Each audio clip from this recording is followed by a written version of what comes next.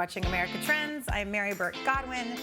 In keeping with our trend of talking about Mental Health Awareness Month and having special guests on every week to talk about topics that are important to this topic, we have a licensed social worker, psychotherapist, mother of two, which is very important. She works with all ages to overcome trauma and the barriers that prevent them from being successful in everyday life. Welcome to America Trends, Margaux Dever. Thank you so much. So happy to have you here. Thank you for joining us today, and happy belated Mother's Day. Thank you. You too, maybe. Everyone Yes, has a child. I do. I have two daughters, and it was a lovely day. I was schlepping bags and getting food and doing all the things I do for them on a regular basis. But I got a happy Mother's Day and some flowers, so that was special. Awesome. So I want to dive into talking about, it seems like more and more we are hearing about the terms anxiety and depression, suicidal ideations, substance abuse, and it's more and more happening with our teenagers. And you see people of all ages, is that correct? Yep.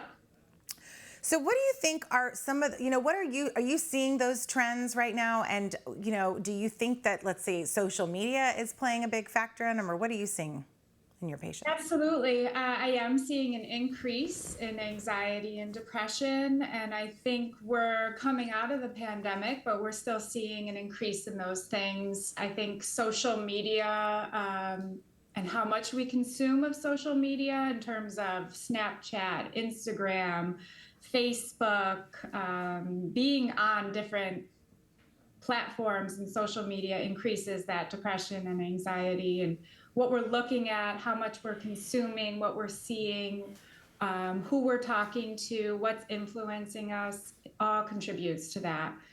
I think a lot of the pandemic anxiety came out of like this OCD about illness and OCD about are my hands clean, or going out and just engaging in relationships and connecting with people in a personal sort of way also contributed to that anxiety.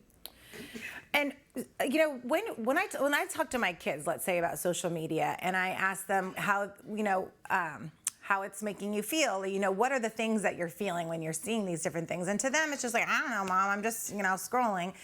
And are you getting actual feedback from teenagers on how it makes them feel? Because it seems like it would be hard to name it as a teenager or as a child. Yeah, I think what I hear from the teens is that they really want that external validation. They really want the likes. They really want the followers. They want to be, TikTok famous. There's a lot of teens that are wanting to show their body and show, different dance moves or how they look. And that validation kind of correlates with their self-esteem. Am I good enough? There's a lot more external need for validation with teens than I think there was before social media was so popular.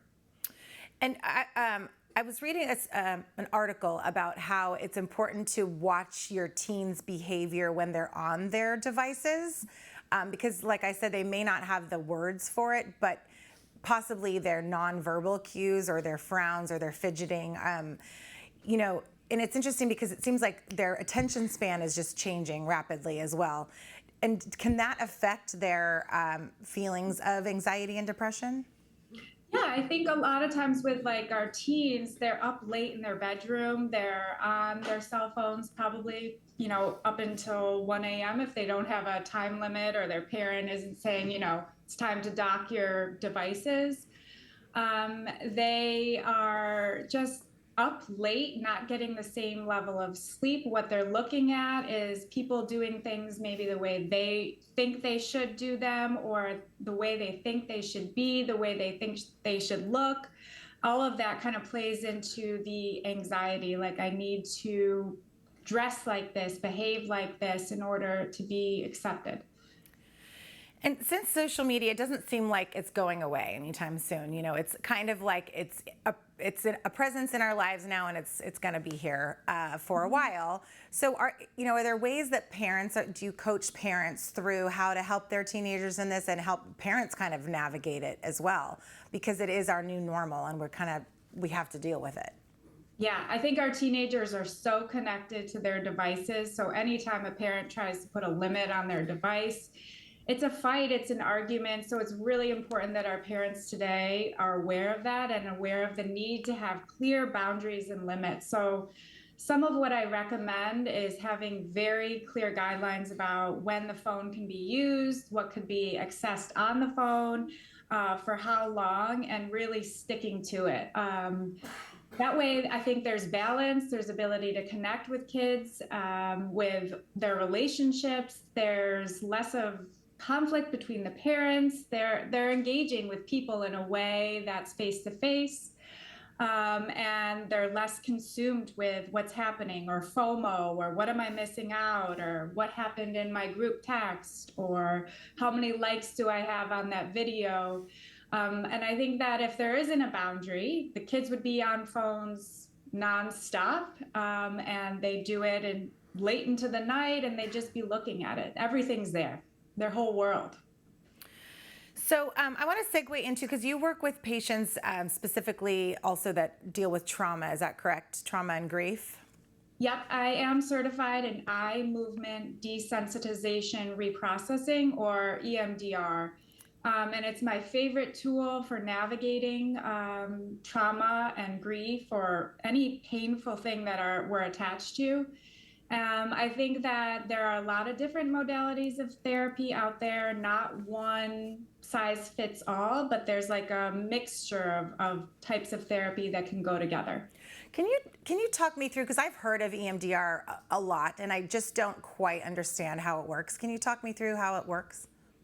Yeah, so the way I think about it is that something traumatic happens to you, and in that moment, your brain kind of has a surge of chemicals, or you feel it physically in your body, the images of what's happening to you, the emotions, the neurochemicals that are going through your body, and it's stored. It's stored as a memory, both physically and emotionally and neurochemically. And sometimes it could be so long ago, or so far away, or so removed and disconnected from your mind that it's stored elsewhere.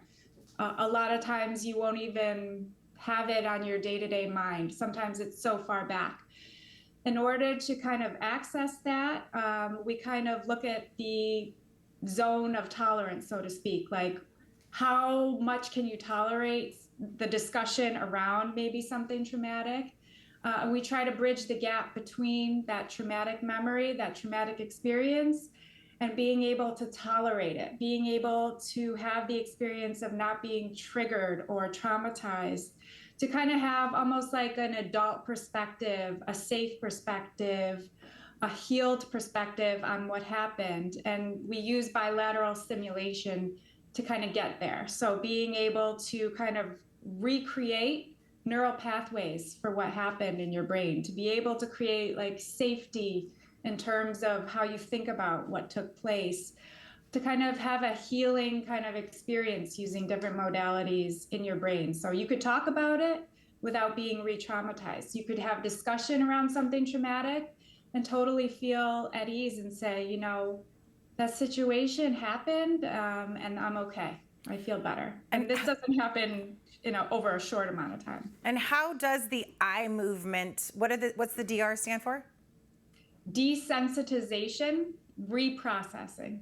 Okay, so what are can you talk me through how a session would look? Yeah, so it's there's clear stages. So a lot of times in the beginning, I'm taking a history. So we're getting to know each other, and I want my clients to feel comfortable, because they're going to be bringing up things that create a lot of discomfort. Their zone of tolerance is probably high. I know when I did EMDR, like when they brought something up I didn't even know was there, my whole body was shaking. I felt very uncomfortable. I felt like tingling in the back of my head. So we get to know each other. You get comfortable. You learn about maybe the top things that are traumatic that have happened to you. Maybe even not. There's just a physical response. And we use like a wand with like a yellow ball on the end sometimes. And, we look and we'll go follow the wand, and you follow back and forth. Other times, you might use a device that you hold in your hands, and it sends a little electrical pulse through each hand. Sometimes with kids and younger people or people that are just uncomfortable visually doing that, we might do like a tapping from side I've learned to about the side. tapping actually. Yeah. And I've tried it and it works for me to bring me down when I'm feeling elevated or, like I'm going to be triggered. I've used that and it really, really works. So, Yeah. well, thank you so much for your time today, Margaux. And people, you're a licensed psychotherapist and you can be found at Mind Matters with Margaux, Margaux. Thank you so much for your time today. I appreciate all that you're doing to help people out there because this is an important thing and I hope people go and get help when they need it. So thank you so much for your time. And everyone at home, you are watching America Trends. We are on social media at America Trends TV on Facebook, Instagram, and Twitter. And we'll be right back right after this quick break.